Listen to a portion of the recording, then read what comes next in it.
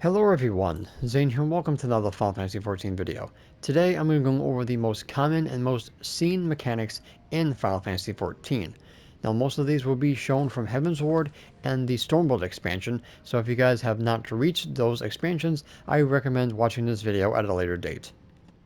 So the most common attack that you will see is going to be called a Tank Buster. This is for tanks only, and you should be mitigated with a defensive cooldown. The most common is a red marker around your tank, and it can hit pretty hard at later levels, so make sure you mitigate it accordingly. The other form of Tank Buster is going to be AoE, and this is going to be yellow with a kind of like a square rotating around you. Do not be in front of this if you're not a tank, otherwise you will die. Next is going to be what I have to call a flower mechanic, where a AoE will go down the middle, and then the outer ones, like petals on a flower, will go next, either clockwise or counterclockwise. Find which one is last, stand on it, and then walk into the middle when it goes off to avoid the other ones. Simple as that. Now let's talk about stack marking AoEs. There's going to be two types. One that goes in a straight line, like this. You must stack with your party in order to mitigate the damage. There's going to be other ones that are going to be in a circle AoE like this, with the little arrow pointing down with 4 on the side. And then there's going to be ones that are for tanks only, which is going to be in red. So only tanks can eat this without really dying. The last is going to be multiple AoEs that will be a stack marker. This is indicated by the multi arrows pointing down. So do not move until the AoEs are completely finished, otherwise you're going to end up clipping people. Some stack markers will look different, but basically they work just the same, stacked together to mitigate the damage. Next is going to be knockback mechanics. One is going to be a blue circle, be on the side of it, otherwise you'll get murdered 100%. The other two is going to be arrows pointing from the impact points. Yellow means you can negate it with arm's length, and purple you cannot, but you can use the gap closer to negate the pushback in the end. Next is called Earthshakers. This is going to be a conal AoE from your target.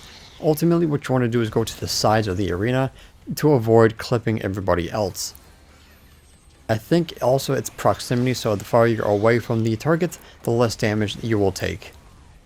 Next is the tower mechanic. This is basically stand in, otherwise if you don't, you'll get a vuln stack up. Sometimes only the tank can eat these towers, but in most cases anybody can eat a tower to avoid the negative effects. Next is going to be proximity AoE, which is also the reason why I made this video. When an AoE like that goes off, you want to get away from the impact point. The closer you are, the more damage you take. The farther away you are, the less damage you take. So make sure you get away from these as fast as possible. Next is the tether mechanic. This is pretty simple. Get away from the enemy until the tether changes from arrows to a wavy type of tether. This way you guys will not take as much damage and you won't get a vuln stack up. Next is called the gaze mechanic. Basically, turn your characters back towards the enemy in order to dodge the AoE. You can look immediately after the bar is casted because the AoE won't hurt you, but the only time that is impossible to do is during the Ahriman in the World of Darkness, where Mortal Gaze will kill you even if you look after the animation has been casted. So next is a chasing AoE with the AoEs and then of course the arrows behind you. This is going to be a continuous AoE attack that must be dodged until basically it runs out. There will be instances where you just need to run to the opposite end of the arena, and by that time the AoEs should ultimately stop. But in this case you must keep going until the AoEs come to a halt. Next is a cascading AoE. This is where an AoE will start in the middle and then work its way outward. If there is no safe spot to stand in the second part of the AoE, wait for the first part to go off, and then walk into the middle to dodge accordingly. As simple as that. And there you go, the most common and most used mechanics you will see in Final Fantasy XIV. Now obviously this is not all of them. If there's any other mechanics you think is important to talk about, leave them in the comment section down below and maybe I'll do a part 2. Alright guys, so that's pretty much going to be it for this video. Thank you guys so much for watching. So if you will like, comment, and subscribe to my channel if you're new for more Final Fantasy XIV content, and join the First Brood. If you guys want to join my Discord server, the link is in the description down below.